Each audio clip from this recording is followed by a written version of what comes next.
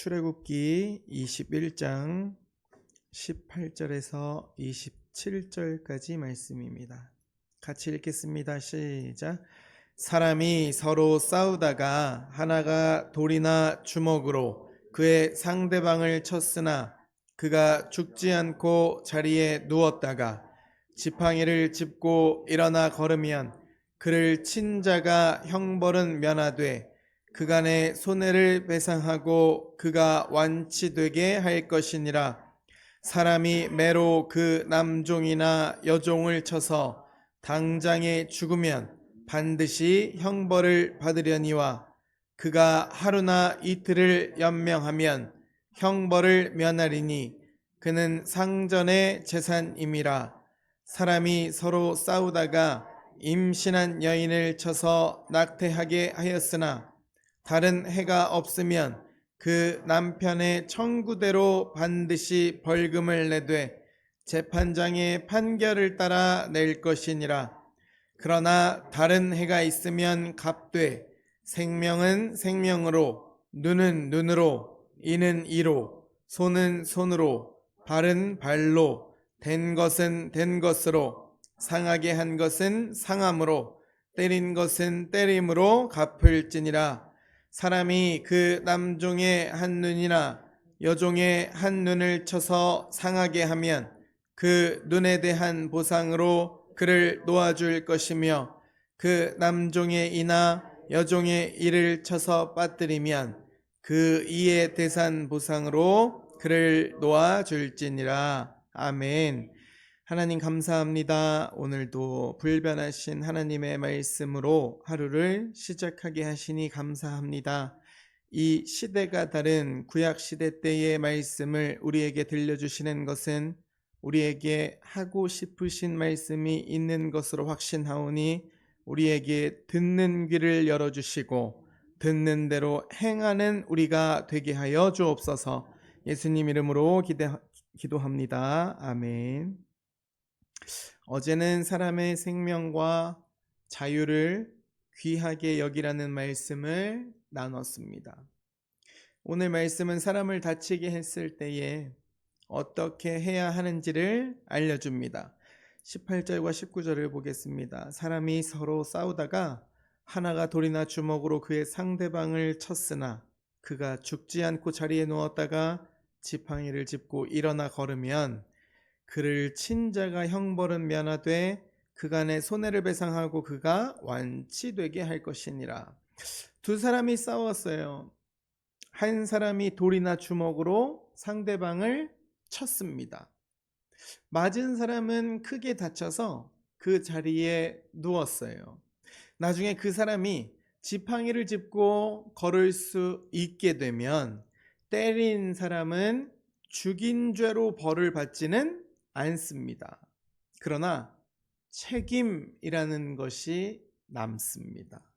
치료비를 내야 하고 일을 하지 못한 동안에 생긴 손해도 갚아야 하고 다친 사람이 회복될 때까지 도와야 했습니다. 미안해 라는 말만 하고 지나갈 수 없었습니다. 우리가 다른 사람에게 상처를 줬을 때도 똑같습니다. 잘못을 인정하고 사과해야 합니다. 그리고 내가 만든 문제를 바로잡는 일도 함께 해야 한다는 것입니다. 20절과 21절입니다. 사람이 매로 그 남종이나 여종을 쳐서 당장에 죽으면 반드시 형벌을 받으려니와 그가 하루나 이틀을 연명하면 형벌을 면하리니 그는 상전의 재산임이라. 이 당시 사회에는 종이라는 것이 있었습니다. 종은 주인의 집에서 일을 했고 법에서는 주인의 재산으로 계산되었습니다. 하나님은 그런 시대에도 불구하고 주인이 종을 마음대로 때리지 못하게 하셨습니다. 종이 맞아 죽으면 주인도 벌을 받았어요. 어쩌면 21절은 오늘 읽기에 참 불편한 말씀입니다. 당시에는 종이 죽으면 주인도 큰 재산을 잃은 것으로 봤어요. 그래서 죽이려는 뜻이 있었는지와 죽음의 원인이 무엇인지 재판에서 따졌습니다. 이 말씀 속에서 우리가 알아야 할 한 가지는 분명해요. 힘이 있는 사람이 있습니다.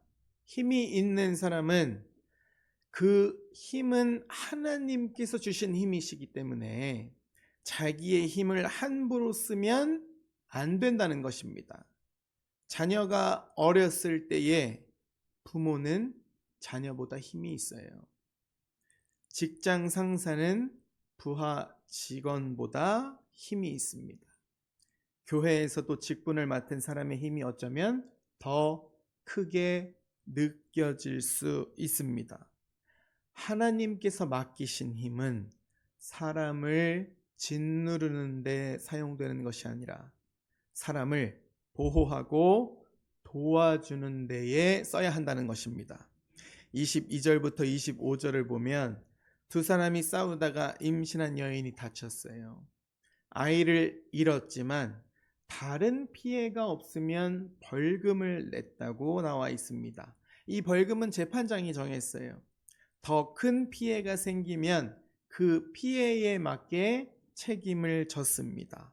그래서 23절부터 이렇게 말씀합니다. 생명은 생명으로, 눈은 눈으로, 이는 이로, 손은 손으로, 발은 발로. 이 말씀은 받은 만큼 똑같이 갚으라는 뜻이 아닙니다. 당시에는 한 사람이 다치면 그 가족끼리 더 큰 보복을 하는 일이 생기는 일들이 비일비재했다 그래요. 하나님께서는 재판을 통해서 피해에 맞는 책임만 지게 하셨습니다. 눈을 다쳤다고 해서 생명을 빼앗을 수 없었어요. 이를 다쳤다고 온 가족에게 분노할 수도 없었습니다. 분노라는 것이 벌을 정하지 않고 재판장이 정하게 하셨습니다. 26절과 27절입니다. 주인이 종의 눈을 다치게 하거나 이를 빠뜨리면 그 종을 자유롭게 놓아주어야만 했습니다. 눈은 큰 상처죠. 치아는 그보다 작은 상처로 보일 수 있습니다. 하나님은 이 두 경우에 모두 책임을 지게 하셨습니다. 종의 몸도 함부로 다룰 수 없었다는 것입니다. 주인의 폭력으로 몸을 다쳤다면 자유를 주어야 했습니다. 오늘 말씀은 우리에게 책임이라는 것을 가르쳐 줍니다. 말로 사람을 아프게 했다면 사과해야 합니다. 돈으로 손해를 끼쳤으면 갚아야 합니다. 내 행동 때문에 일이 커졌다면 내가 나서서 바로 잡아야 합니다. 예수님께서는 우리의 죄값을 십자가에서 담당하셨습니다. 우리를 용서하시고 새 삶을 주셨어요. 그 은혜를 받은 사람은 자신의 잘못을 인정합니다. 그리고 할 수 있는 책임을 다 하게 됩니다. 사랑하는 성도 여러분, 오늘 우리의 말과 행동을 조심하시기를 바랍니다. 사람에게 상처를 주었다면 진심으로 사과하고 그 사람이 다시 일어설 수 있도록 책임을 다하는 저와 여러분이 되기를 주님의 이름으로 간절히 축복드립니다.